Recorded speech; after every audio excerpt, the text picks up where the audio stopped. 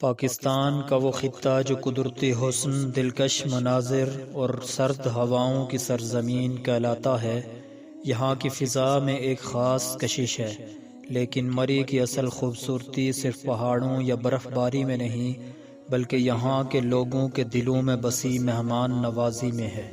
زمانہ قدیم میں جب سڑکیں تنگ اور سفر دشوار تھے، مری کے لوگ مسافروں کو اپنا مہمان سمجھتے، خواہ وہ اجنبی ہو یا قافلے کا فرد۔ دروازے کھلے، چولہے جلتے اور خالص دیسی کھانے پیش کیے جاتے۔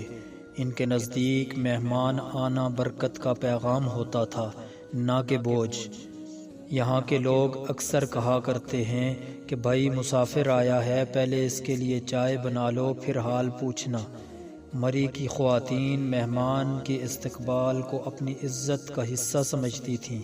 چائے، دیسی مکھن، مکئی کی روٹی، شہد اور مقامی پھل، یہ سب محبت کے تحفے تھے۔ مہمان کے لیے بہترین چیز گھر سے نکالی جاتی، چاہے گھر میں کچھ بھی کم کیوں نہ ہو۔ یہ روایت صرف سماجی نہیں بلکہ اخلاقی بنیادوں پر قائم تھی۔ مری کے لوگ قرآن و سنت کی اس تعلیم پر عمل پیرا تھے کہ جو اللہ اور آخرت پر ایمان رکھتا ہے وہ اپنے مہمان کی عزت کرے۔ یہی ایمان اور ثقافت کا امتزاج مری کے لوگوں کی پہچان بن گیا۔ مری کی بولی میں نرمی، الفاظ میں احترام اور لہجے میں محبت جھلکتی ہے۔ آؤ جی، بیٹھو جی، کچھ کھاؤ جی، یہ الفاظ صرف زبان نہیں بلکہ دل سے نکلنے والی خوشبو ہے۔ مری کے دیہات میں آج بھی مہمانوں کی آمد ایک تقریب کی طرح ہوتی ہے۔ گھر کے بزرگ سے لے کر بچوں تک سب استقبال میں شریک ہوتے ہیں۔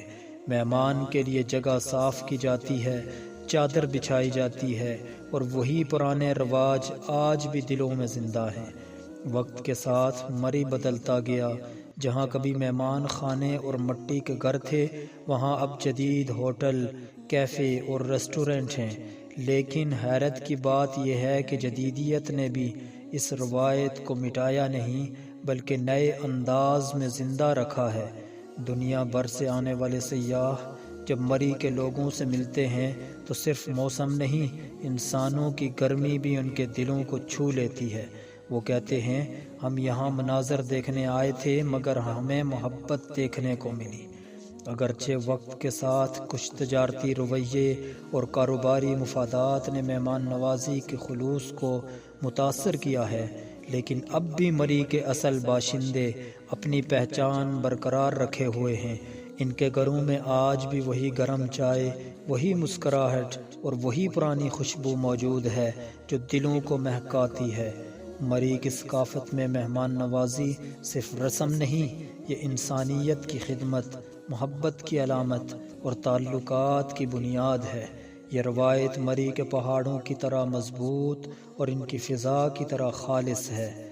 مری کے لوگ آج بھی ہمیں یہ سبق دیتے ہیں کہ اصل خوبصورتی مناظر میں نہیں، انسانوں کے سلوک میں ہے، اور جو دل سے مہمان نواز ہو وہ خود بھی پہاڑوں جیسا عظیم ہوتا ہے۔